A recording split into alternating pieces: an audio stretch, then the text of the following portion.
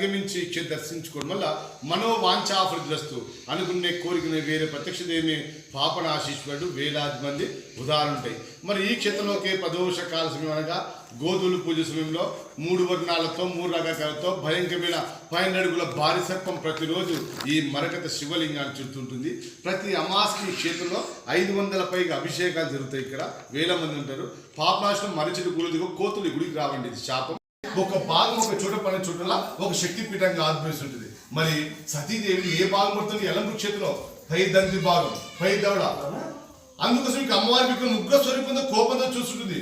యాక్చువల్గా 18 శక్తి పీఠాలకి బలిదానం ఇవ్వడం జరిగింది. ఎందుకోసం అండి? శాంతం చేకూరడం కోసం. అందులో 17 శక్తి పీఠాలు శాంతం చేకూరినా 5 జోగులాంబదేవి మటుకు శాంతం చేకూరలేదు. కోపంతో, ఊష్టంతో, వేడితో రగిలిపోతుంది. ఆమె